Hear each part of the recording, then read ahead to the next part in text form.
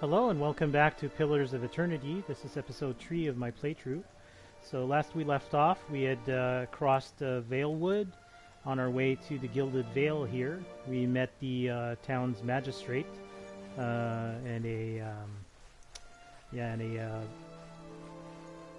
tree which has a lot of corpses hanging from it. And we heard something to the effect that Lord Raedric's baby was born without a soul, something like that. So the magistrate recommended that we go to the inn to get some rest, and that we'd have more news maybe later on. When we arrived at the inn, we met a elven wizard.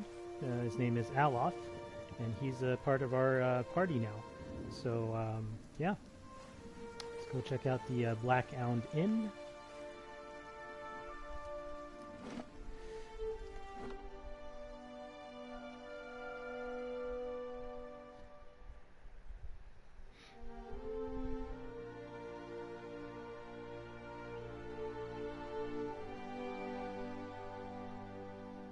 And by the way, the music for this game is amazing. Strongly recommended. I bought the soundtrack. Composer is Justin Bell. He did the soundtrack for The Outer Worlds as well. The last game that I played through. Yeah. Anyone seen Pearly around? He's usually drinking his head off this hour of the day. Alright, and this inn, yeah, we met a I guess someone that took care of this inn out in the Valewood. A dwarf, I think? Let me just go look at the journal real quick.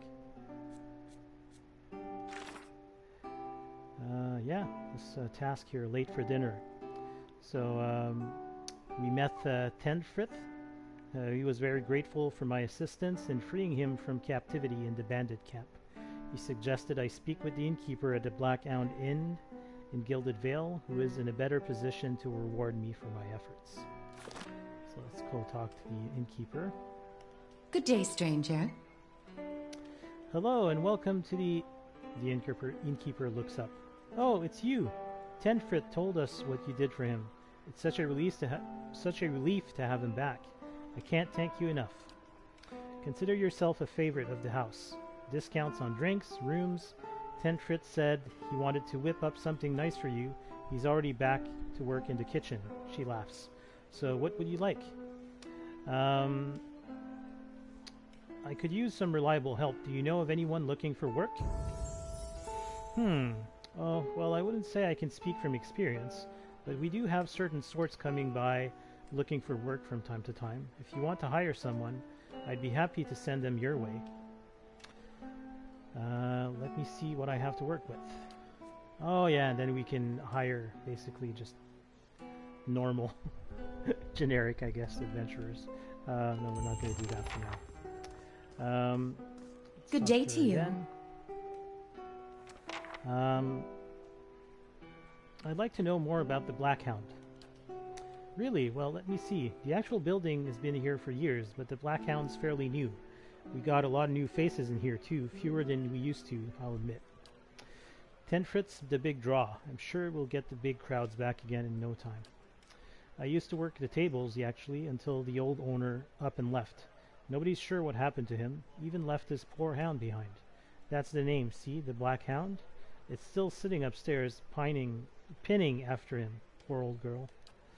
Place ended up in my hands somehow, she laughs. My very own inn. A lot of hard work involved, but it's been worth it so far. Please, sit where you like. Would you like a drink or a room? We have 2 available at the moment. I'm afraid we can't offer much by way of a good meal today, unless you're fond of cold porridge. No. Yeah, I'd like a room, please. Certainly, you're always welcome. So here's the choices we have. So there's the common room. Deerwood's Pride, which gives us, it lasts for 2 rests, and it gives us +2 resolve. And Laborer's Rest gives us +1 to perception and +1 to mechanics. Let's go with Laborer's Rest. Yes, rest. Cool little animation whenever you sleep in an inn.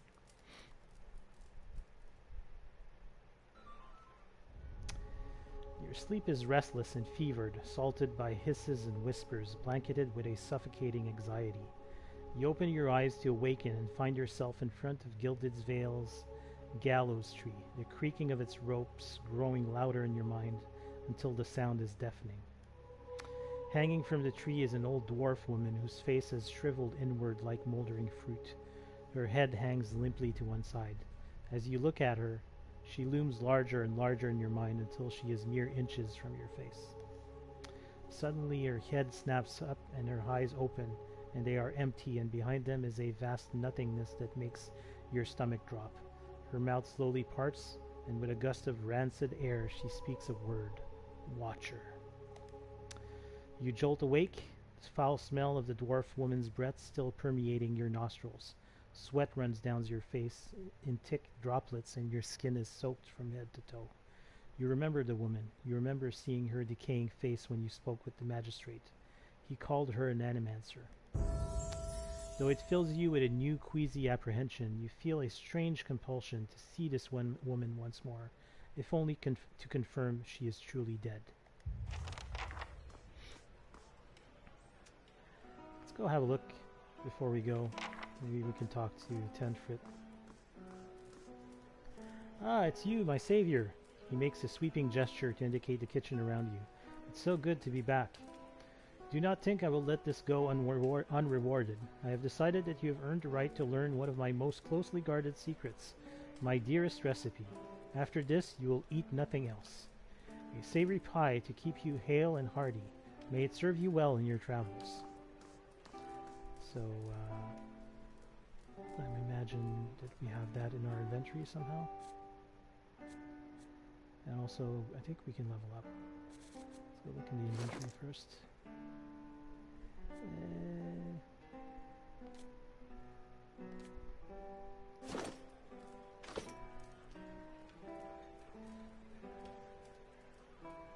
Savory pie, you said, right? That's the one. So we need 1 meat, 1 beer, and 1 grain. And this gives plus 10 to max endurance, plus 1 to might, plus 1 perception for 150 seconds.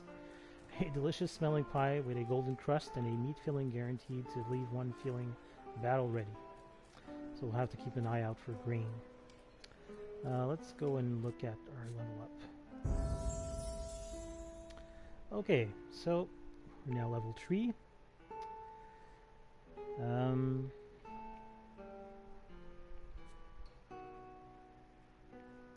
Athletics, lore, mechanics. I'm going to put a point in mechanics.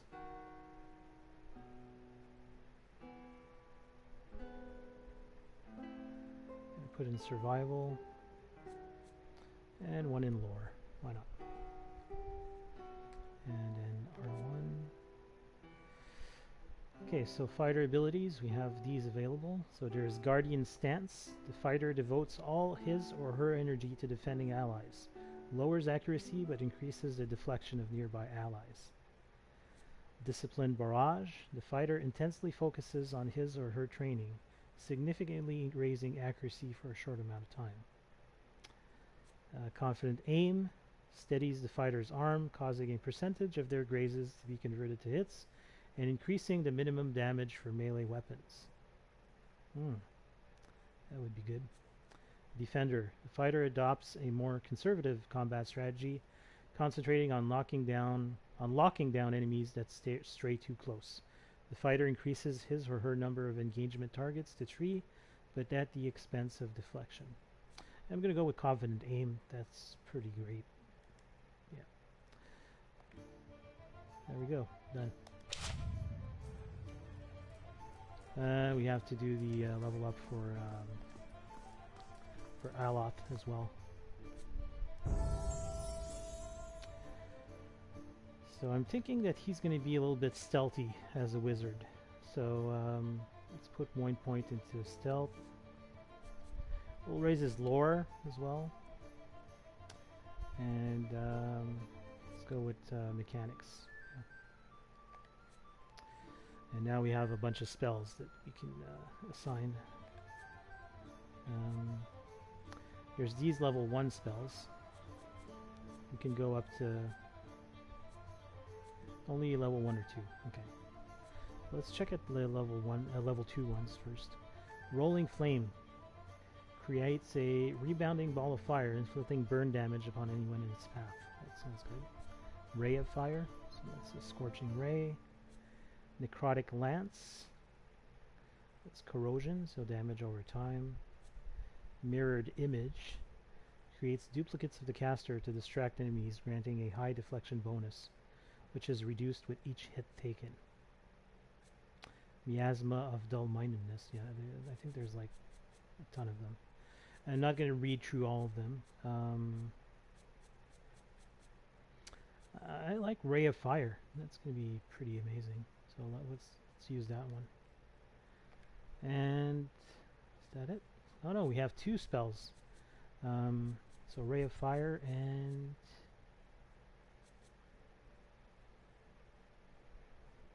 okay, Fetid Caress. Curse of Blackened Sight. Console Hots. Corrosive Siphon. Okay. Combusting Wounds. Bulwark Against the Elements. Binding Web. Bewildering Spectacle. I'm thinking to go with Rolling Flame as well. Yeah, it's going to be like a fire wizard. Okay. Now that we have that settled. Spoons hang by the fire, coated in brownish gunk. Yuck. This would be stealing, I imagine, right? Yeah. So that's the icon that says that it's stealing. So we're not going to steal from Tenfrith. Wouldn't make much sense. We are not thieves. There's a barrel here, though. Oh, look at that. Grain. And some milk. Good to see new faces around. Feels like the village gets smaller by the day. These are just villagers. Orlin server. Oh, yeah. I just carry the dishes. You'll want to talk to Pasca at the counter there. Villager. Wish we had some minstrels in here.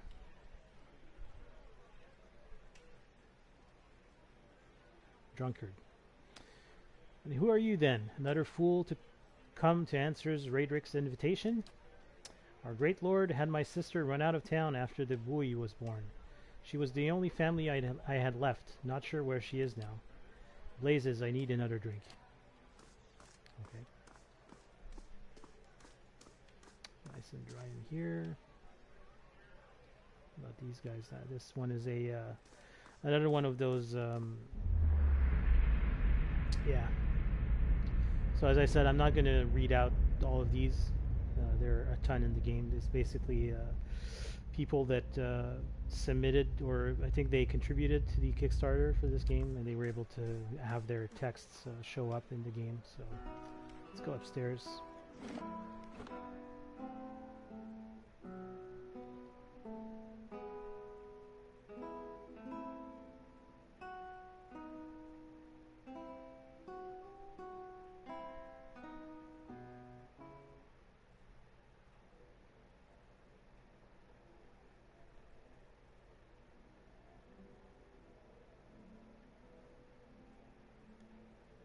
Please leave me be. I'm full to sickness with what I have seen of this place and its people.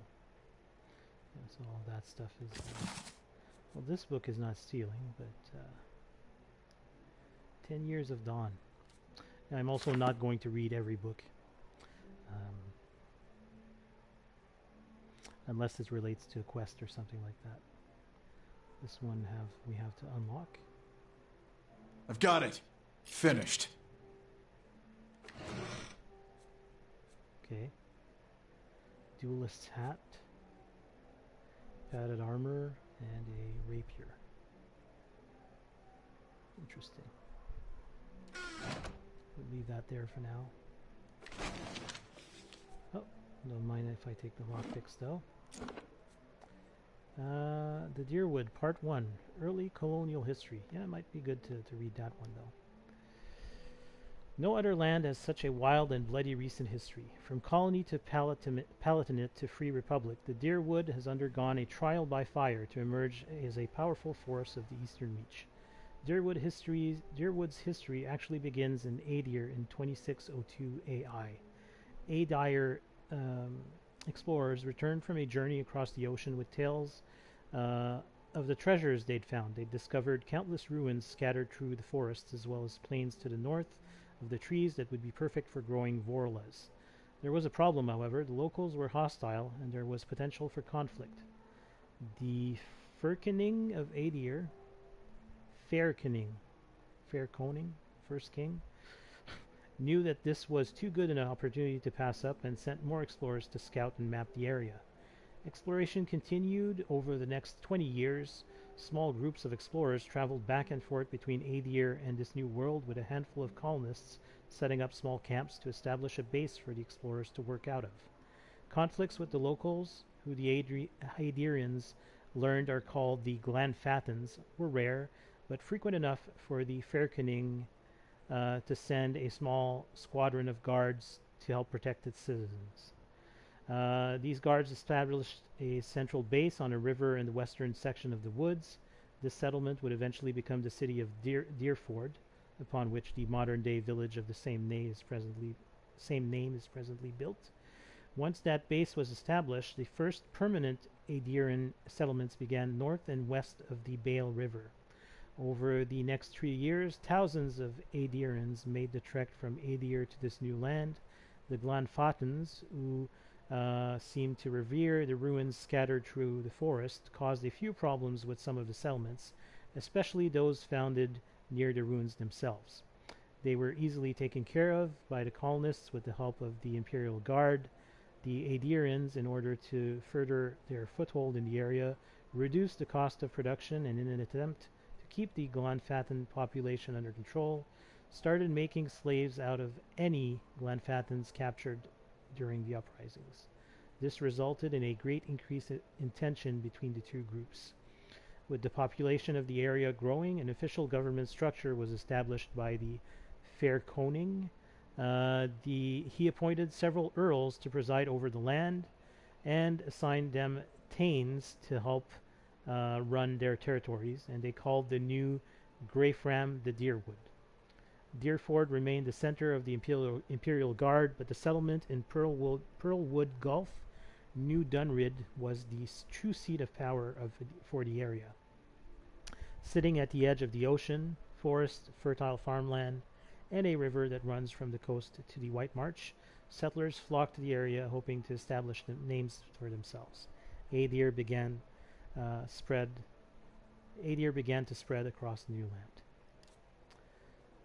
So that's part 1 of the Deerwood, early colonial history. So yeah, I'm not going to pick up the books because they end up, taking a lot of space in the inventory. So again, more of these. Basically, anybody that has like a yellow name are those characters that were put into the game by the.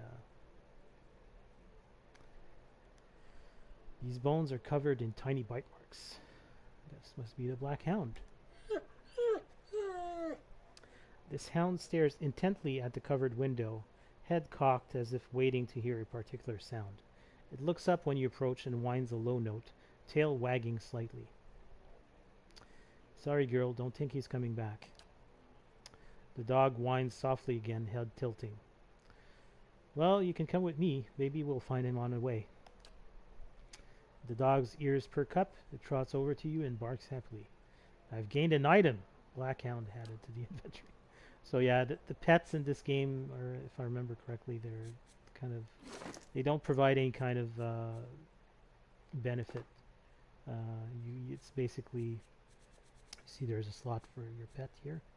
So yeah, you can change pets and all that. So it's just cosmetic as far as I can tell. So the hound is the Black Hound is going to be following me everywhere now. All right, so let's head back downstairs.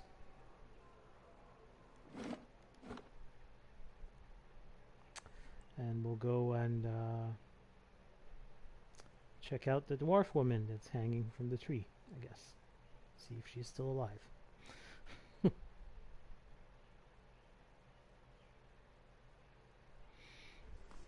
Alright. Come on, Aloth.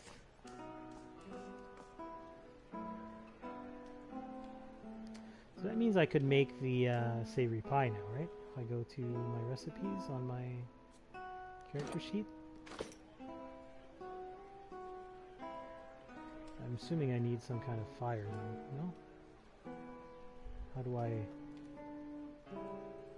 Okay, craft. Okay. And it goes into, it deposits into my inventory, I imagine, yeah. I didn't really do much crafting, to be honest, on my previous playthrough. Yeah, so Aloth has the savory pie. Let's just switch it over. Oops, this went into quick items. Okay, sure, yeah, we can put it into quick items. We can also add these potions to quick items. Yeah, okay, good stuff. I also need to find a merchant to sell some of these things. And I also have a ton of stuff in my stash as well. Alright, let's go outside.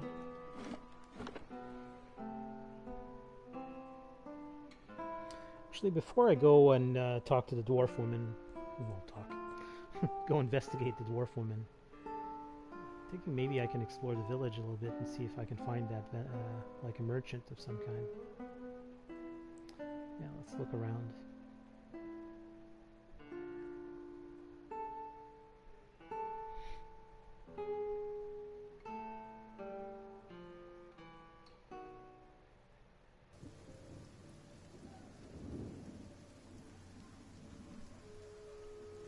Have I ever been to Defiance Bay? No, I have not. The Black Hound Inn. Okay, so that leads probably... Yeah, I can head to Magrin's Fork, which I'm not going to go to for now. There's this little house, which I can't seem to get in. Same thing with this house as well. That's the temple.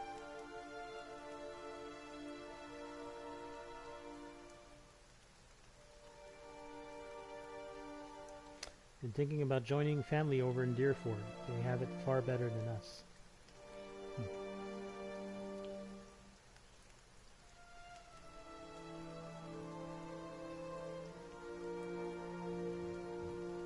Not much guard work around here, but you might have better luck in Defiance Bay. So this is like the second time they've mentioned Defiance Bay. Despite the rains, the stalks feel as dry and stiff as a locust's husk. Okay.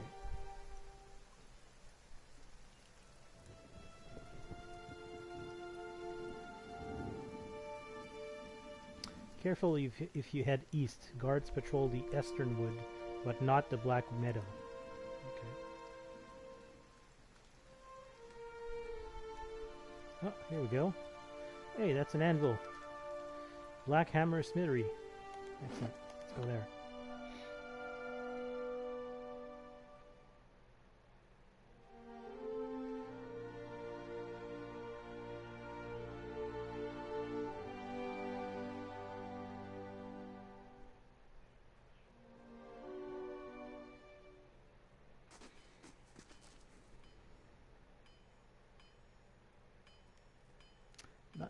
Not many people in here these days, just me and Lord Raedric's people, of course.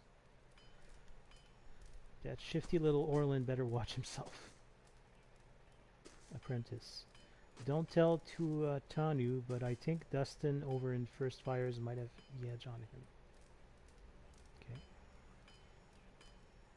The bellows sigh into the furnace, and the coals burn brighter still.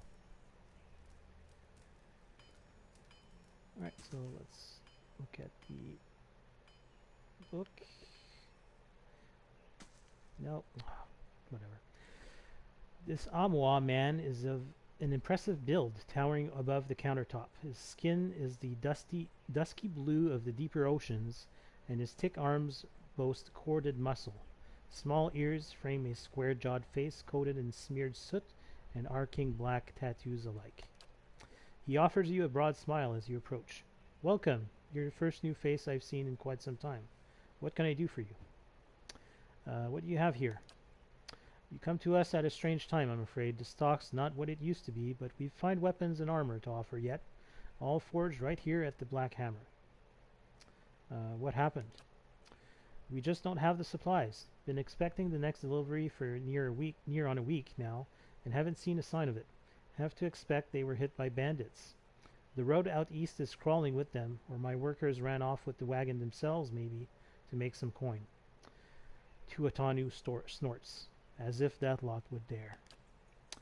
He's right about the bandits. The dire situations in villages like this and the exodus to the cities has created far too many opportunities for unscrupulous sorts. Tuatanu scratches his jaw, thinking, if you happen to be headed that way, maybe you could keep an eye out for a supply wagon? Or my shipment, at least. They'd be cutting through the Black Meadow, I expect. Only good road for it. As it is, most of our weapons go to His Grace, Lord Raedric. Tuatanu glances at the nearby guard. And that's as it should be, but it doesn't leave much for outsiders. We don't have the iron. I'll find your supplies. Tuatanu nods. Then you have my tanks. You bring those supplies back, and I'll have plenty more to offer you. A discount to start. Oh, and if you find my workers, tell them to hurry it up, or they can take up farming instead. Right, so we have a new quest called the Smith's Shipment. We need to travel to Black Meadow. But I wanted to look at the... How do I... Okay. An account of Tuatanu's sales. The pages are nearly empty. Let's have a look at what he has to sell. Gods keep you. Sale. Yeah. So he has a bunch of unique weapons that cost... Whoa. A whole lot of money. So I'm going to sell this leather armor. I'm not sure what I can do with the wolf hides. I don't think I can actually craft anything with them, to be honest. I'm going to sell them. These are Xorep spears. Yeah, sell these. 5 copper pieces each. That's not bad. A medium shield. 3 medium shields.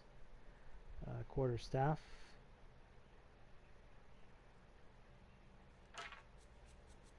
And some... Oh, this must be the stuff that we took from the drunkards that attacked us outside the inn. Dagger. Yeah, simple clothing. Okay, let's start by trading that. And can I go to the... Yeah, I can go to the stash and sell stuff from here. So I'm going to keep the crossbow. Hunting bow. Poleaxe I will sell. These are daggers, right? I need daggers. This is a... small shield. This is the hide armor. Leather armor. What's that one? Scale armor. Wait. Isn't that better than what I'm wearing? Let me try that out later. So I'm going to sell these shields. Hide armor. I don't need all of these hunting bows. Padded armor. Okay. Trade. Padded armor. Wolf hide. This is Durwoodian clothing. Hatchets. Is that a torch? Yes. We'll keep the torch for now. Mace. This is just a padded cap. Small shield. Leather armor. Battle axe I will keep. Dagger, hatchet, small shield. This one's leather armor. This one's leather armor as well. So there's like different variants of leather armor, basically. Cape. Wait, am I selling stuff that belongs to our friend here? I hope not. No, he's okay. So it's not going through the. Good day to you. The equipment. It's equipped. Let's move the milk to the stash.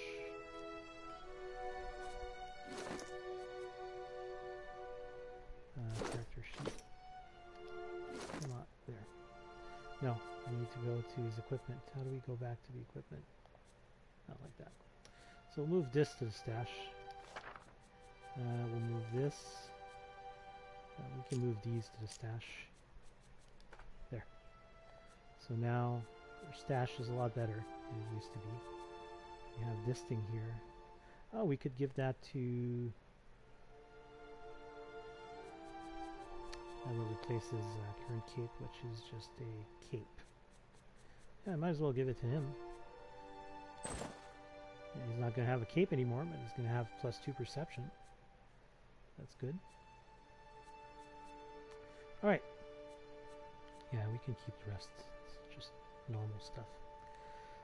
For now. Alright. Let me look at that that quest there. So Tuatanu, Gilded Vale's smith, has been expecting a shipment of supplies for a long time. He worries that something has befallen the wagon, which was traveling along the eastern road towards Gilded Vale. Travel to the Black Meadow. We've received warnings from people about the Black Meadow. Oh, that one's done. So the quests that are in gray mean that they've been done. So that's the only quest we have, and that's the Visions and Whispers is part of the main quest. So we have to find the dwarf. Okay, let's head outside.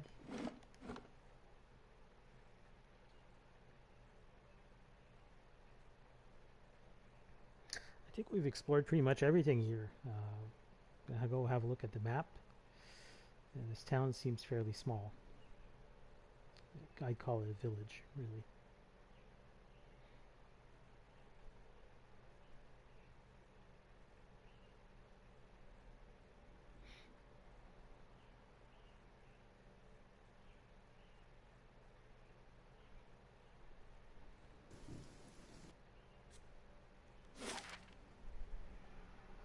Oh. So there's like no fog of war here. So there's the road east, there's a house here and a windmill. And also another house here that we haven't looked at. So let's go have a look at that house. Poor Aufra is so worried about her child. I don't blame her. And we're gonna have to go and have a look at her. Oh, cool. Can we just move this to the stash? Yeah. So, take. Did it go to the stash?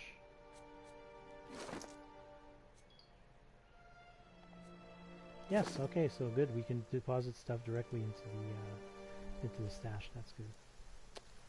Let's go look at this house. I always find it funny that, you know, it mentions the name or whose house it is when you shouldn't know.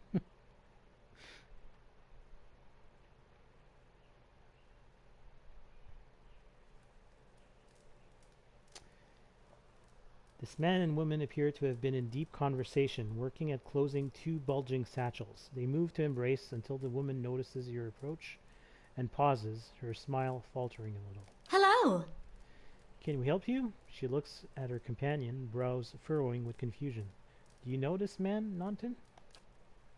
Naunton coughs. Yes, I think we met in the Valewood. I warned him about the bear. He inclines his head. Glad to see you've made it. Was there something else you wanted?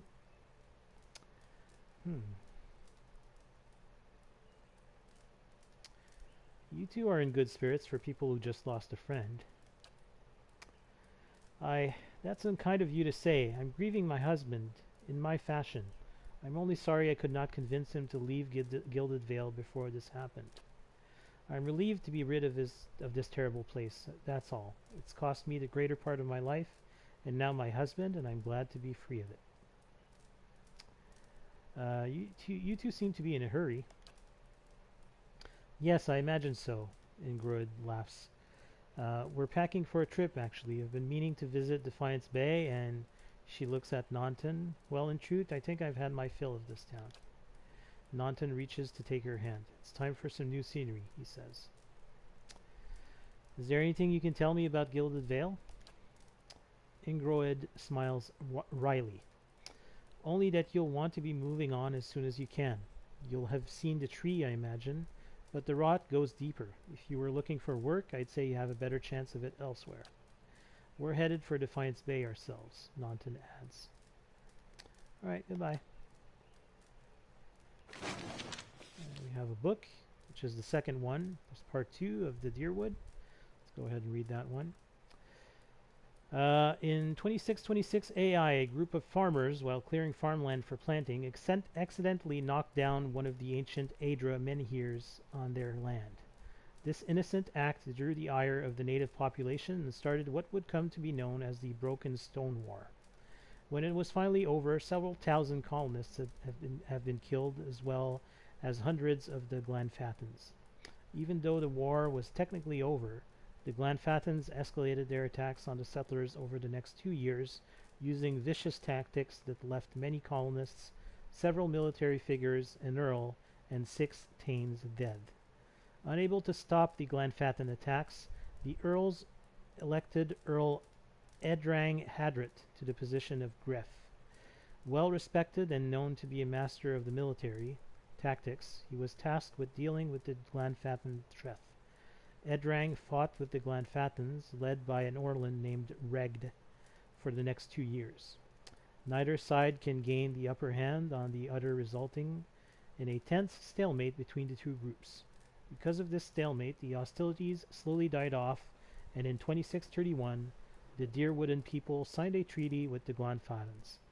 Regd would step down, the Glanfathans would stop their attacks altogether, and the Deerwooden people would leave the ruins alone. This treaty angered the nobility in Aedir, as it brought to a halt the supply of artifacts.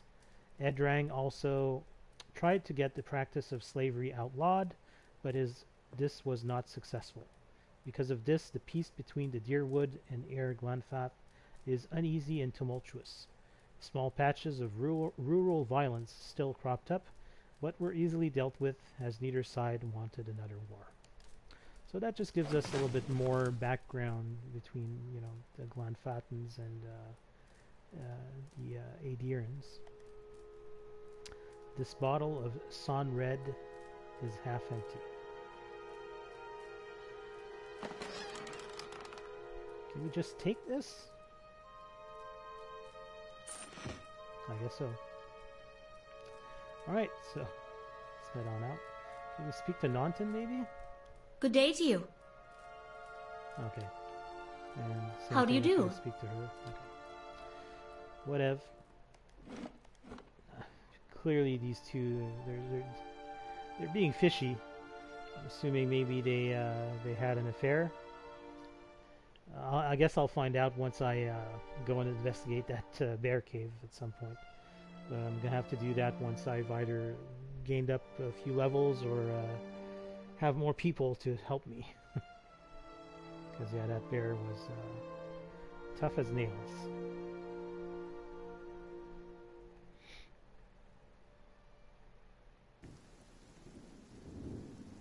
Alright, what else can we explore? There's the windmill, and then there's Aufra's house. I actually missed Aufra's house when I first came in, so let's just go have a look real quick.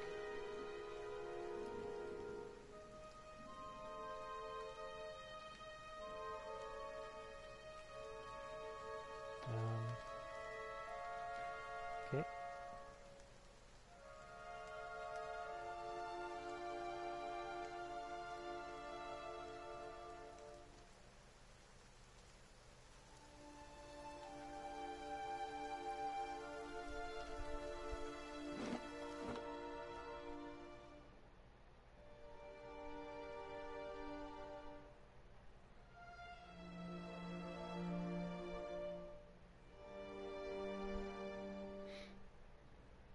Oh, kitty.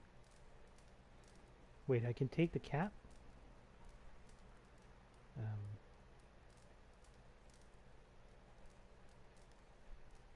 No. I can just pet it, I guess. Let's look at the book. This worn, dog-eared book is titled Travels Upon the Seld Glass Sea. There is an etched illustration of a vast finned leviathan.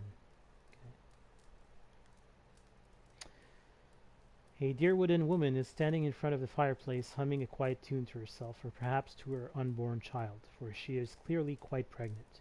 She turns her head slightly as you enter. Good day to you. Well, finally I was starting to think.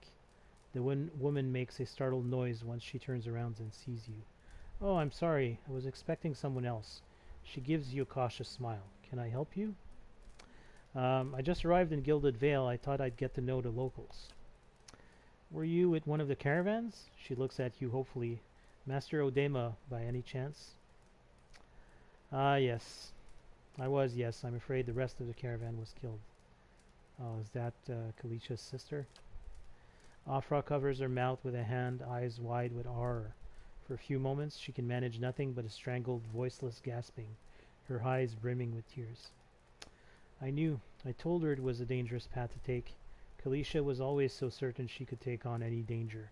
Aufra sniffs. Oh, my poor sister. I'm sorry, stranger. I can't believe she's gone. If only I hadn't called her here. If I hadn't written to her, she might still be alive somewhere. Aufra's face crumples, and a solitary tear slides down her cheek. Why did you send for Calisca? Aufra wipes at her eyes. I'm worried about the baby, about the legacy.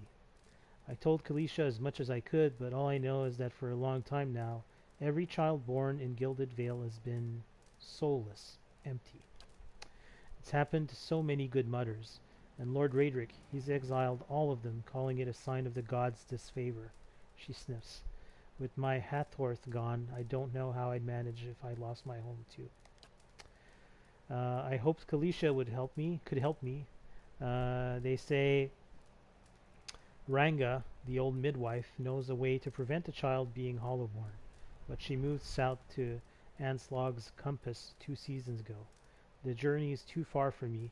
I can't make it as I am, but I don't have anyone else now, with Calisca gone. More tears run down her face. Please, can you help me? I'll find Ranga for you. Aufra blinks, eyes wide. You will? Oh, gods bless you. Here, I'll give you coin to pay her with. You needn't trouble yourself with that. I think it's a drink she fashions out of... Well, I'm not sure. But it shouldn't be too much of a burden to carry back. And I gain 20 copper. Anslög's compass is what we call the lagoon to the south. You'll have to cross the wilds to get there. That's what keeps me from trying it myself. She clasps her hands together. Thank you again, truly. You'll be saving us both. She sets a hand on her stomach, smiling through her tears. So we have a new quest as well. Let's talk to Aufra again. Gods keep you.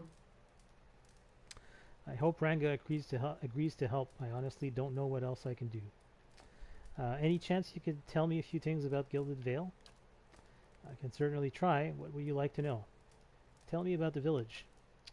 Let me think. We're farmers mostly, but there's always been work and opportunity for people coming in from elsewhere. In the old days, at least. The Black Hammer Smithery's been here for a long time. That's Tuatanu's place, south of the mill. And then there's the Black Hound, just a ways south of here. She sighs, trailing off. I have to admit, I don't go out much anymore, with that horrible tree out there. Things aren't like what they used to be, but I don't have anywhere else to go. Whose lands are these? The Raedric family has held title over these lands for generations. Their keep is northeast of here, past the Easternwood. She holds up a hand. I wouldn't go near, mind. He doesn't see visitors or petitioners, not these days. Some people say that, well, that there are some bad seeds in that line, a weaker soul. Maybe that's why. She hesitates. Well, never mind. I'm sure Lord Raedric has his reasons. Right, I don't have any more questions. I'll be going. And yeah, I'm not going to steal from her. Alright, so we picked up a couple of quests. I think the only place we have left to check out is the windmill here. So we're going to go check that out.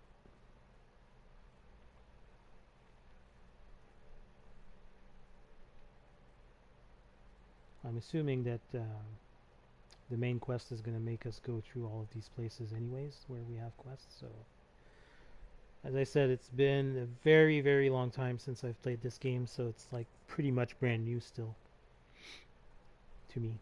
So there's some things I remember, like I remember you can go explore the temple here,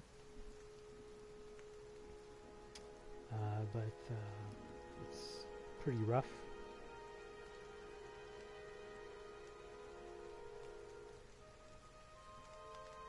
Is this the windmill?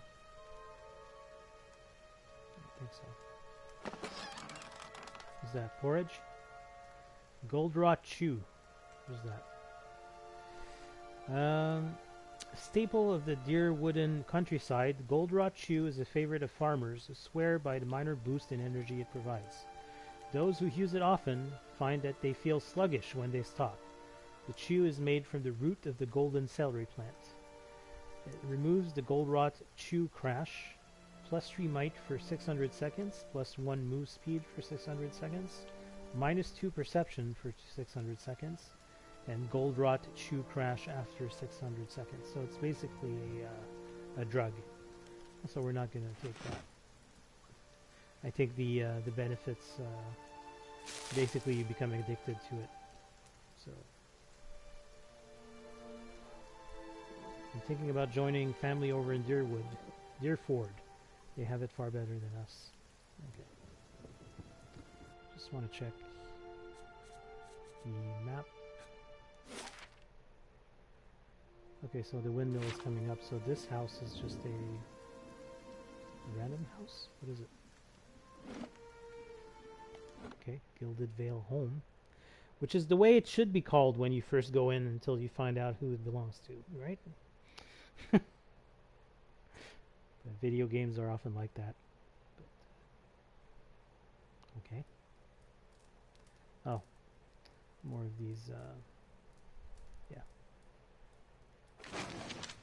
And just random stuff. Nothing out of the ordinary. Well, there is this book I can examine. The Deerwood Part 3, The War of Black Trees and the Rise of Admeth Hadrit. After the Broken Stone War, the Deerwood would see peace and prosperity for 21 years.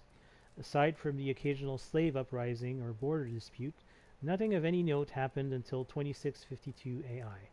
Some of the Deerwooden earls, tired of being restricted by the treaties and encouraged by imperial sources, defied the decrees and actively sent people to loot the ruins in the Deerwood. Response from the Glanfattins was not immediate, but when it came it was brutal and bloody. There was a slave uprising, and Regd resumed control of his guerrilla fighters. A contingent of Delimgan joined the forces as well, making the fights in the forest even more deadly for the Deerwooden soldiers. Edrang, then far too old to lead Deerwood in the war, sent his son Admeth to deal with the situation. Admeth, showing the same tactical prowess as his father, set fire to the forest as the Ishwar River and then blocks the forces retreating from the inferno. Some of the Glanfattins escape, but thousands would die in the blaze. Regd is captured and sent to holding in New Heomar. This goes on. Yeah, there's some typos in that. Goes on for several months, and Admeth uses the same tactic many times to flush Glanfattins and Delimgan from the battlefield. I'm not sure what Delimgan are, but yeah. The entire war lasts less than a year. The Deerwood eventually wins, but at a terrible price. This conflict would come to be known as the War of Black Trees. Tragedy struck Deerwood in 2654 when Edrang, whose health had been waning, succumbed and passed into the cycle. Regd, who had developed a begrudging respect for his constant adversary over the years they had fought, sent Admeth his sincere condolences from captivity in New Heomar. Admeth assumed his father's place as Gref over the Deerwood. The other earls disliked this development and began publicly rebuking Admeth's decrees. In 2655, Admet, tired of the problems caused by the recalcitrant earls, but having support of the new Valian dukes and the common folk of the Deerwood, having saved them from the Glanfatans, delivers an ultimatum to the Fyrkönig of Aedir. He demands to be made a Gref Palatine. This move would give him authority and power over all the earls, their holdings, and their titles. Deerwood would become a Palatinate instead of a Grefrim. The Fyrkönig, who did not want to have to deal with a rebellion while trying to establish a hold on the Vorlas trade network in Red Siras, begrudgingly agreed to Admet's demands. Admet would use his new power to bring all the earls in line. As a trade-off for being given the power, Admet put money and resources into all of the Deerwood's ports to increase shipping traffic. In turn, this increased the Fyrkönig's income. Under Admet's rule, the Deerwood saw 7 productive and profitable years. In 2662, he did what had been tried for many years without success, bringing slavery to an end in the Deerwood. He negotiated the 10 Years' Treaties, so called because it has been 10 years since the War of Black Trees. A timeline was established in which the slaves will be released. The owners would be compensated with money or land for each slave released. If they did not comply, the slaves would be taken, and a fine will be levied against the owner. In return, Glanfatans would open trade with the Deerwood and cede some of their territories to the Deerwooden government, in practice meaning they would stop contesting the presence of those who lived and ruled there. Hundreds of coopers attempted to rebel against this. Admet, expecting just such a reaction, reacted accordingly, and the rebellion was quickly crushed. His agents then spread propaganda through the populace, making the Cooper's rebellion and its instigators seem far worse than they truly were. This tactic worked, but there would be no more trouble. Okay. So, does the journal populate with the stuff that we read?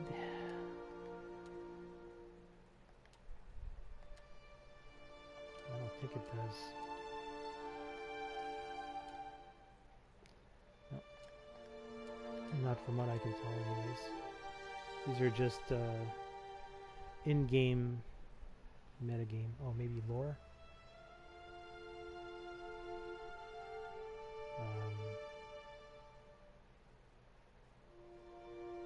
Yeah, I think that stuff must be still... Yeah.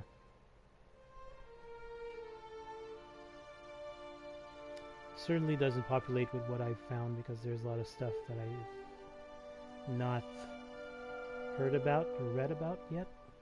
Although, yeah. Anyways. Locations. Yeah. Equipment.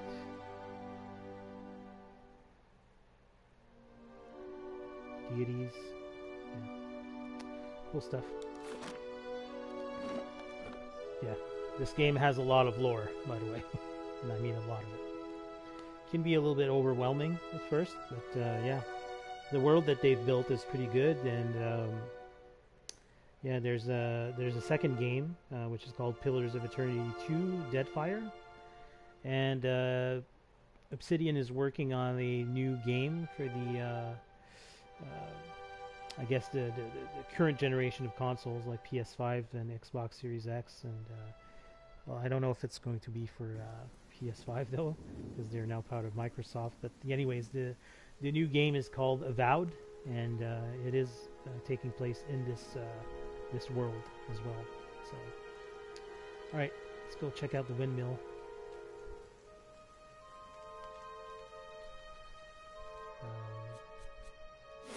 If I can find it. It's this way. A little bit further west. Sorry, east.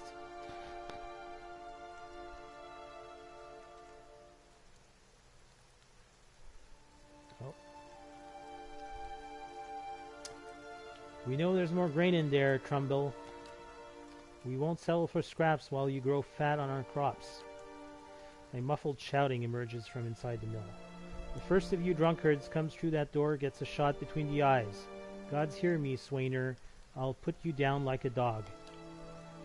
Come away for now, lads, but we'll be back, Trumbel, and we'll have fair prices, or by the flame, we'll have a reckoning. Against the grain. Investigate the feud. Can we talk to these? Where'd they go? Let's go check out the mill.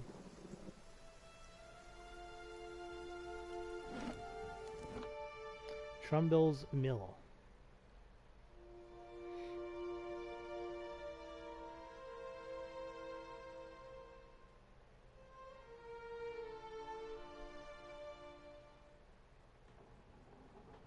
Okay, another cutscene.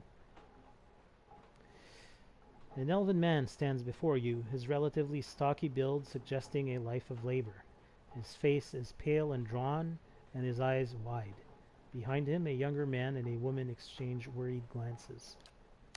The miller raises a club as you enter. It shakes violently in his grip. Get back if you value your life. Hold on, I'm not here to hurt anyone. The miller hesitates, then lowers the club. Wait, I know you. You just came into town, right? Don't tell me Sweynur's already got his claws into you. God, that's all I need. My name is Baranor. I've only just arrived in Gilded Vale. Trumbel shakes his head. You picked a bad time to come visiting. Gilded Vale's had all its shine scraped off. Just a big dung heap now, and Sweynur thinks he's king of it. They're all of them mad. What was all that ruckus outside? Trumbel shakes his head. Where to begin? Sweynur's whipped them up into a froth, going on about the grain stores. Claims I've hidden away most of it. All I do with the grain is sell it. I can't create it out of thin air, and I can't hand it out for free. I pay the farmers for the crops they bring in, and I sell what comes out of the mill. Most of it goes to the Black Hound on the west side of town, for ale, and Sweynur and his lot sure don't mind that part. You take a look at the fields on the way into town, the crop's blighted. Most of what I'm getting from the farmers, Trumbel gestures to the sacks and containers, it's gone off, rotted true. I can't pay top prices for blighted wheat, and I've barely got enough grain to go around. Sweynur's howling after things he has no right to. Maybe I ought to go have a talk with Sweynur then. The miller all but sags with relief. I'd be grateful if you did. He won't listen to me anymore, but maybe you'll have better luck. Tell him we're all having a hard time of it, and we'll have to make some sacrifices. And we'll all have to make some sacrifices. We'll be in your debt for it if you can convince him. Except where is he? Does the journal tell me? Let's go back to quests and tasks. Yeah, Sweynur is likely to be in the inn.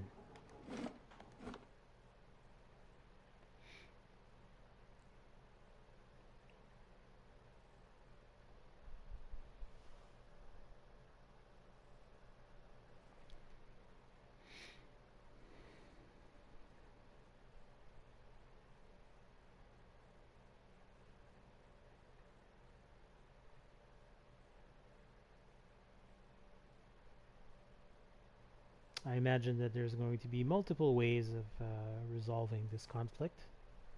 Hopefully without violence, but you know, if it comes to that, well, there's not much of a choice really.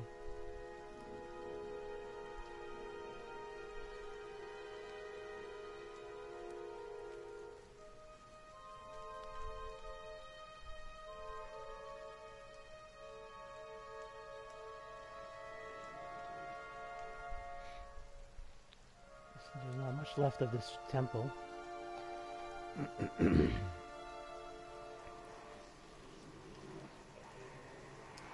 man smiles broadly. Welcome to our lovely village.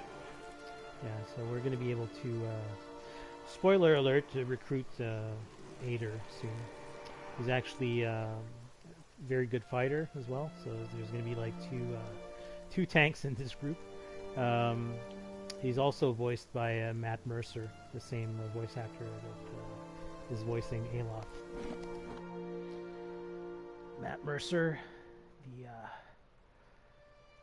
Dungeon Master for the Critical Role show. If you've never heard about it, I strongly recommend it. And I know that all of the Critical Role staff voice characters in the second game. Pillars of Eternity, I mean. Alright, so who's these guys? Yeah. Sweynur. Greetings. Don't know who you are and don't much care. Keep walking, we're not here to chat with foreigners. Aloth narrows his eyes. Careful. Looks like they're cut from the same cloth as those rowdies who attacked me. He wrinkles his nose. Smells like it too. I saw you outside of the mill. What was that about? Well, someone fancies them a meddler, huh? What's that about? It's about Trumbel thinking he's king of the town on account of he's got the mill to his name. The dwarf's jowls quiver with rage. It's about him barely giving us anything for the wheat we bring him, and then cutting our purses when we need to buy again. It's about farmers going hungry while some bastard gets rich off of their crops. That's what it's fucking about. Now shove off. Trumbel says you've been threatening his family. Oh, I'd bet he has. All nobility, that Trumbel. 2 big, strong kids. Purest soul in all of Gilded Vale. The dwarf sneers. Cowards sending out messengers to handle his business. Well, you can go and tell him we haven't had a solid meal in days on account of him, and we can't afford a good drink on account of him, and we won't be bullied by some foreigner on account of him.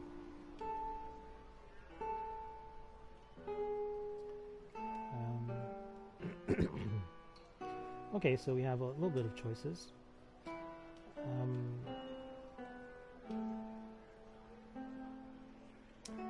Let's use this. I don't want to buy rounds for them. Resolve 16. You so much as raise your voice to that family again, and I'll hang you from the windmill blades for the crows to eat. Hey, hold on there. Sweynur raises his hands defensively, eyes big. No need to get nasty. We won't go near the miller. Blazes, we haven't done a thing to him. We're just hungry is all, and looks like that isn't changing. You want to side with that rotten bastard? You go right ahead. You and this whole fucking town. Okay, so that was resolved peacefully. Sort of. Floorboards are sticky with spills that no one has bothered to clean.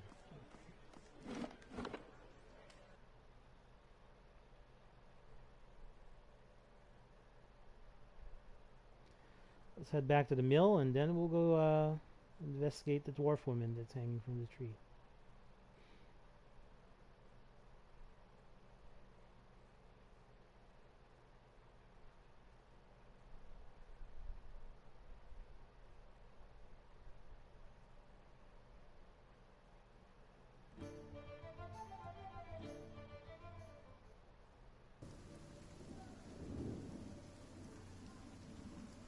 Okay.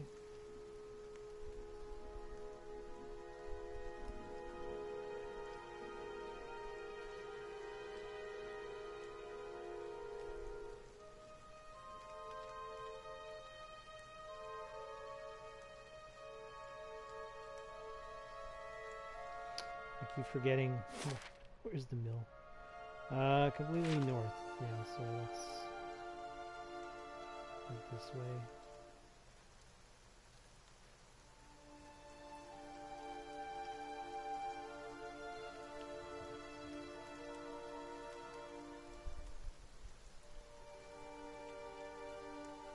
There we go. It's up these stairs.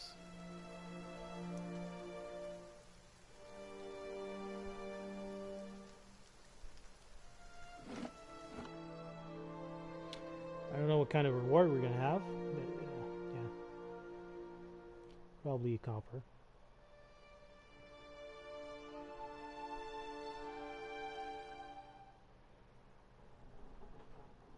Hail, traveler. Trumbel nods a curt greeting. You're back. Have you had any luck with Sweynur? I spoke to Sweynur. Trumbel takes a deep breath. And? What did he say? I've convinced him to leave your family in peace. Why, that's great news. I wasn't sure you'd get through to him. They're out of their minds with drink half the time. I owe you a great debt. Here, he pulls a coin purse from his hip and pushes it toward you. Today's earnings to show my appreciation, and you can be sure I'll let everyone know what you've done for me. Glad to help. Now we stand a chance of getting through the year. Trumbel smiles broadly. And thanks to you, all thanks to you, safe travels, friend. 20 pop. Alright. Good enough. I kind of wonder if not Trumbel, but Sweynur, if he's going to end up causing me trouble at some point. Potentially. We'll see.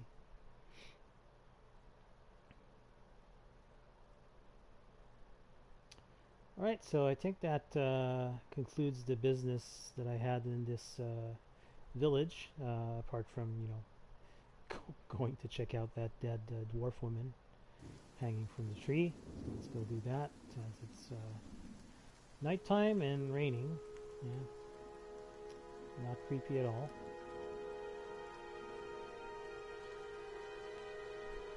Okay, so which one is the dwarf woman? Oh, the one glowing in purple, I imagine. Does the magistrate have anything new to say? I have received confirmation that Lord Radric's heir was not born well.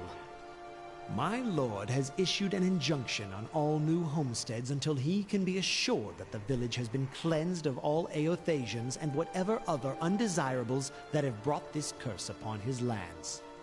It would be best if you left town as soon as possible. I would suggest returning to your old home. There will be no place for you here. You may stay at the inn until you can make the necessary arrangements, but I would not advise remaining long.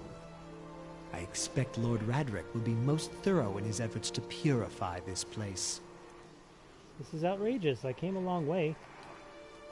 Then you should have no problem continuing on. Trust me when I say it would be best if you were not here when Lord Radric's men are dispatched from his horde. They will be looking for anyone who might have brought the legacy upon us, whose very presence might have polluted his wife's womb. They will extinguish all possibilities. Tell me about Lord Radric. He comes from a line of nobles who have defended these lands since Aedire times.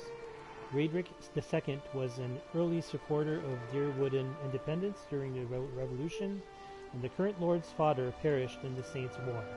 Hollowborn began appearing in the Deerwood shortly after the war's end. Lord Radric has taken upon himself to purge the curse from Gilded Vale.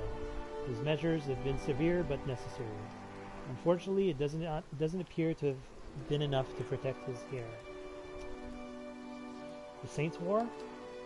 Our age's most egregious example of man's madness. 15 years ago, the people of Raid Saras decided that Widewin, their living saint, was the literal incarnation of the god Eotus. Urgit wrinkles his pinched nose. This supposed saint took it upon himself to liberate the Deerwood, supposedly from allegiance to less worthy gods, but I've never known an army to conquer a land for its people's own good. The war lasted about a year, but you can guess what that year did to the worship of Eotus in the Deerwood. Lord Radric's forebears had all been Eotasians, but after his father fell defending us from those fanatics, he personally saw that the temple of Eotus here in town was shut down. He points at a few ruined walls near the tree. If you have any other questions, don't hesitate to ask. It's important that everyone in Gilded Vale understand our rules. I'd like to know more about Gilded Vale. We're a frontier village, as are most settlements in the Deerwood. Gilded Vale hasn't grown much since its establishment in the colonial days, and the last 15 years have seen our population shrink further. He takes in the ramshackle houses and half-fallen fences, hence our recruitment of fresh settlers. Aloth snorts. Indeed. Why has Gilded Vale's population been shrinking? Widewind's legacy, of course. Many women have had difficulty bearing healthy children of late. A few years ago, Lord Radric decreed that no mothers of Hollowborn are to be allowed in Gilded Vale. His mouth tightens into a firm line. His lordship dealt swiftly with the objectors. It may be harsh, but if it purges us of this curse, is it not worth it? Tell me about those ruins behind the tree. That's what's left of the temple of Eotus. His lips puckered. Lord Raedric forbade worship of the dead god after the Saints' War. It's been abandoned for almost 15 years, but there are plans to rededicate it to Barath, the god of life and death. Enough about Gilded Vale, and goodbye. Alright, let's go approach that dwarf woman. Does he have anything new to say?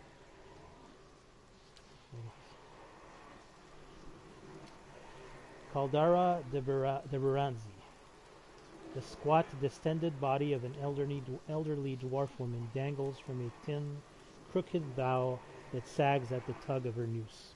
The bloated purple flesh of her neck, worn away in patches like moth-eaten linen, bulges over the rope that suspends her, and her lifeless head lolls forward rigidly from one side to the other when the breeze shifts. You perceive a faint glow around her that casts no light on its surroundings, but there is a tepid warmth to it, and you feel somehow that you could reach out and touch it, not with your hands, but with some aspect of yourself that has no worldly dimension. Reach out for the woman. You take a deep breath, clearing your mind, focusing on your objective. As you exhale, you feel yourself spreading out towards the hanging woman, perceiving all that lies between you and her with new, unfamiliar awareness. Once you have expanded enough to reach her, there is a sudden jolt to your mind, a ringing, electric surge of images of words and sounds. Involuntarily, you shut your eyes and feel yourself being pulled down to some deeper consciousness in a space occupied only by you and the hanging woman. And when you open them again, she is staring at you with eyes clouded in a milky fog, her body still swaying in a wind you no longer feel from a tree that stands planted in a misty void. The woman gives you a slow nod of her head, the rope creaking as she does, and she smiles at you. Have you come here for me, dear, or have you gotten lost? Ah, it is both, I think. Yes? Am I imagining this? No, I think not. A pity that. It would be simpler. A mercy, even. To not have to wander anymore, no? Alas, we are here, you and I, wherever here may be. How are you able to speak to me? Is that what we're doing? Perhaps it just seems that way. Perhaps it is the easiest way for your mind to make sense of it. I think it is a very good choice. I need to understand something that's happened to me. She nods, a look of pity on her face, as though consoling a child. The world looks a little different than it used to, is that it? Feels like you're noticing things for the first time that have always been there. You have seen past the shroud. It only takes an instant. Your soul remembers, yes? Remembers how it sees when it leaves the body, like being reminded of a dream you had forgotten. You are a watcher now, and a watcher you will stay. What's a watcher? What indeed? Long hours have many animancers spent studying such things. Not I, though. Not I.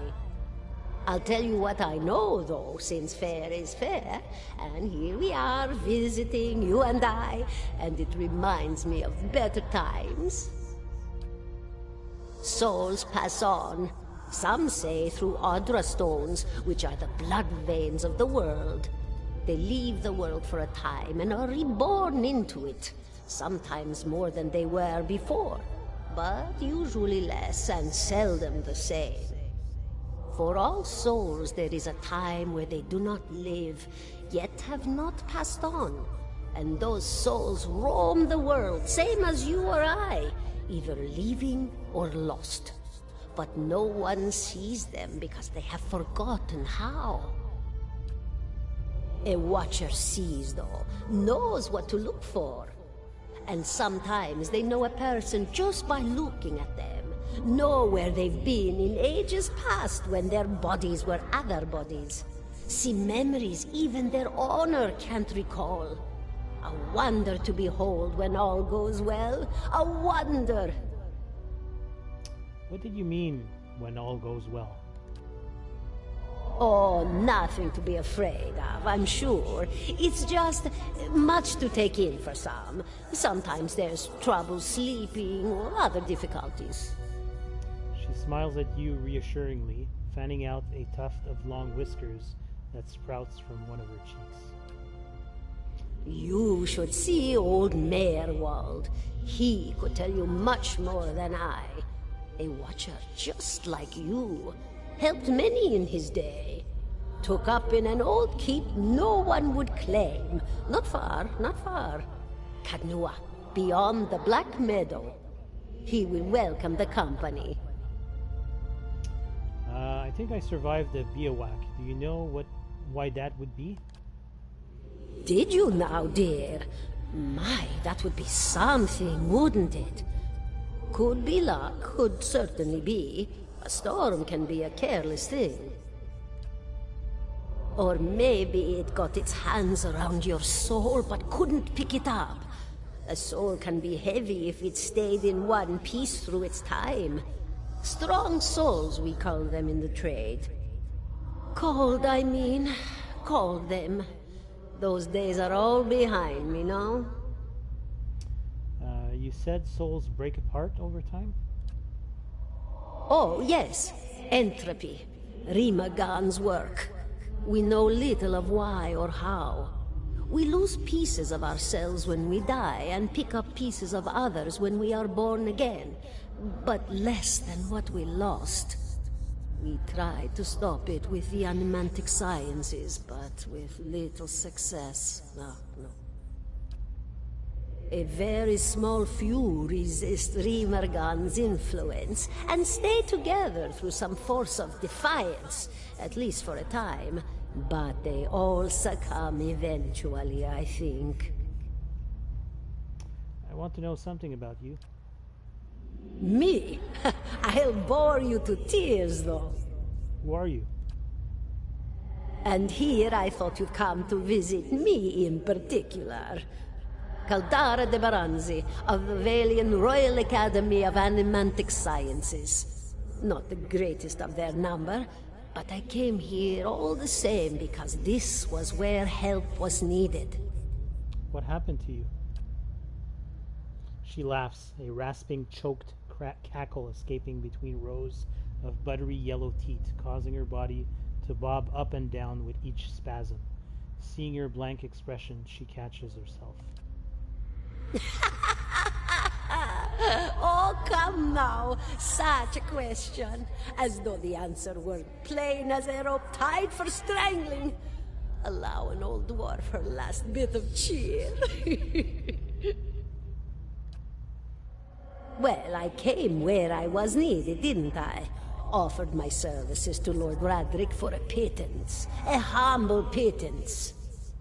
I was to examine the Lord's wife, see why the gods have seen fit to poison her womb. Studied her for months, looked high and low for impurities, tested her valence, the permeability of her essence. Do you know what I found? Tell me. Nothing at all.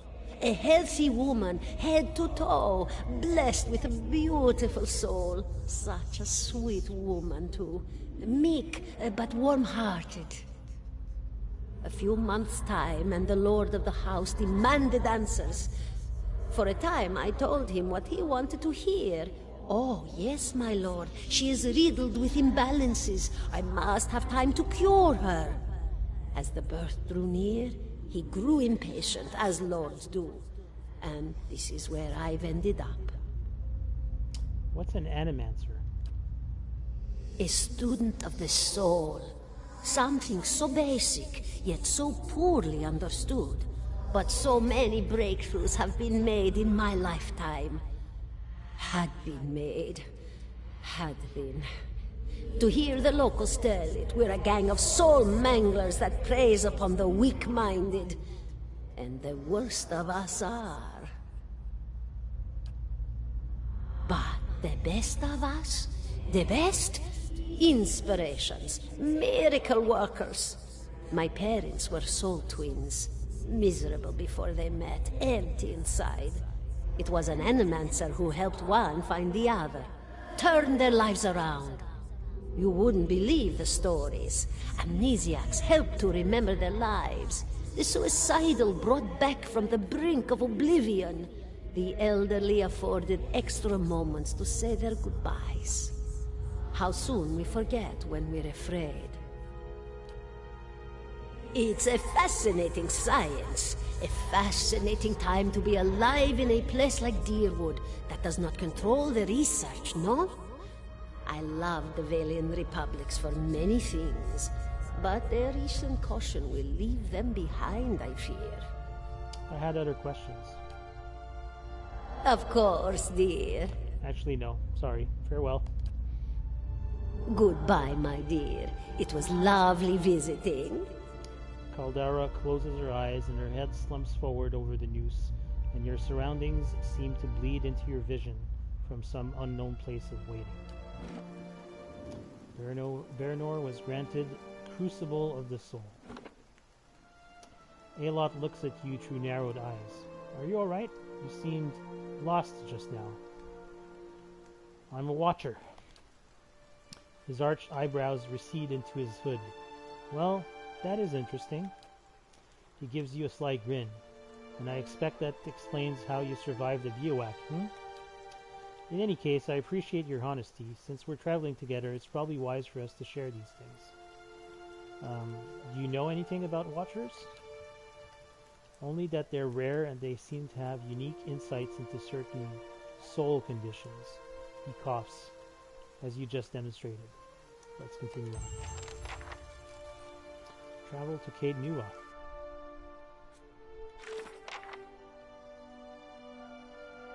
So, the Old Watcher. The spirit of Caldera de Baranzi, one of Lord Raedric's unfortunate victims, has directed me towards Caed Nua, where I will find a man named Merwald. Caldera has informed me that I have become something known as a Watcher, and that this Merwald is a Watcher as well. Perhaps he can tell me more about what's happening to me. Caed Nua is southeast of Gilded Vale, past the Black Meadow. I will have to travel there if I am to speak with Merwald. Hey. 17 and a half. 17 and a half what? The smell of pipe smoke, at once earthy and sweet, winds its way into your nostrils. Your eyes trace the smoke to its origin, where you find a broad man with straw-colored hair, leaning against a mossy rock wall, his pipe held to his lips with one meaty hand. He looks you directly in the eye, but the look is not aggressive. He regards you with a peculiar smirk. 17 and a half. Well, could be 18, depending on how you count the dwarf woman. I'm sorry? The dwarf woman. You were trying to figure out whether to count her as a full person. I think you oughta. What are you talking about? The people hanging from the tree. 18 of them. Well, last I counted, anyway. Aloth frowns. Is that what you people do for fun around here? Name's Adair. Though to the people around here, might as well be 19. Don't think I'd put you much higher than 22, 23 tops. You look like the sort that likes to get involved. What makes you think I was interested in the dwarf woman? He looks at you a moment. His brow arched. His smirk broadens. I was smoking over here, saw you staring at her. Twice I refilled my pipe. You never so much as blinked. Your mouth was so slack I took you for a Radric at first. Do you know what a watcher is? Careful, friend. Best not use that word round here. Could be any number of Radric bootlickers within earshot. Ciphers, animancers, watchers. Same thing in the eyes of folks around here, Radric especially. They come through these parts all the time with their cures, preying on the desperate. none of them are who they claim to be. Of course, seeing you with that funny look, I'd be halfway inclined to believe you were having some kind of communion with that dwarf. Either case, maybe I'm not 19 after all. No offense. You think you're going to be hanged? The town's had it in for me for a long time now. Only fellow who ever stuck up for me, well, he's number 18 up there. My headman on the farm. Used to be my captain during the war. The war? Saints' War. Only one in my lifetime. Fella decides he's the living incarnation of Aotus. Overthrows Red Cirrus, marches on Deerwood. So we gave him a Deerwood and hello. What's a Deerwood and hello? We blew him up. He smiles at this, but it is the smile of one recounting a joke for effect rather than enjoyment. Who is Aotus? God of rebirth and redemption, formally anyhow. Maybe they'll call him something different where you're from. I had other questions. Why was your headman hanged? God involved. Raedric sent men down here the other day, said they had it on good authority someone in town was working with Kolsk, plotting Raedric's overthrow. Said if he didn't come forward right then and there, they'd hang every last one of us. No one was coming forward, so Swithin, that's my headman, he steps up and says it's him. They took him at his word. He sighs and shakes his head, his eyes fixed on the tree. Bound to happen sooner or later, if not for plotting against Raedric, then for protecting me. What does your town have against you? Pick the wrong god. That's what it comes down to. Used to be a lot of Aethys worshippers in Gilded Vale. That mess of rocks over there, that was a temple to him, to give you some idea. Then one day, somebody named Widewind shows up on Deerwood's doorstep. Says he's the living flesh of Aethys. Got an army with him. Suddenly, Aethys isn't so popular in these parts. My brother Woden and me, neither of us believed it. No way was that Aethys. He enlisted, and then I did too. But, he didn't make it back. After the war, people took to punishing Aethys worshippers, accusing them of treason. Got real ugly, especially after the legacy started. Folks needed someone to blame. I was safe because I fought, but then this rumor starts that my brother, that he was on the wrong side. And I wasn't so safe anymore. Until my headman stepped in and said they'd have to hang him to get to me. Seems that's no longer a concern. Of course, the townies don't do the hanging these days, but when Raedric's men come, they got no problem doing the pointing. Aloth glances at you and lowers his voice. You can see why I was eager to leave. Who's Kolsk? Someone who got tired of all the hangings. He's on the run now. Probably will be till they catch him. If you're next to be hanged, what are you still doing here? He gives a half smile. Drinking, mostly. Point of fact, I'm on my way out. Just haven't figured out where I'm going yet. Not a whole lot of places out there that don't think Widewind's legacy started with Widewind. We could travel together. Where are you headed? And I say, someplace called Caed Nua. There's an old watcher there who might be able to help me. Seem to remember hearing something about that years ago. He tamed that place. People would seek him out for all kinds of things. Troubles of the soul, questions for the departed. Of course, that was back when you didn't have to say watcher with a hush on your breath. A man such as that, there'd be things I'd want to ask him. Don't know why I never thought of it before. Not sure how I feel about setting out with a stranger, and a strange one at that. But truth be told, you might be the only one in town who wouldn't feel some relief seeing me swing from that tree. There's a fine reason if I ever heard one. All right then. Guess I'll do some sightseeing. Long as you're not the one picking the sights. He tilts his head forward and gives you a pointed look. Let's get going. Alright, so we have a new member to our party here. Ader. Let's have a look at his character sheet. So he's a 3rd level fighter, race meadow folk, so exactly as me.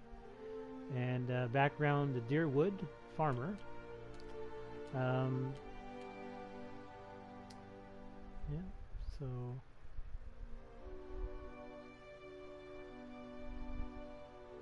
I don't know if I can see much else. Yeah, not really. Maybe in the journal itself.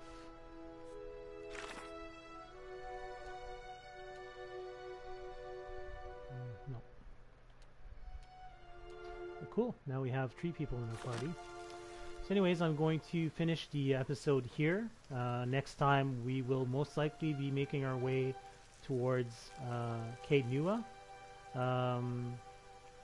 As I said, you can explore the temple here, but it comes to a point where it becomes really difficult. So I'll come back here at some other point. But anyways, for now I'll finish the episode here, and yeah, I'll catch you next time. So thanks for watching, and see you later. Bye.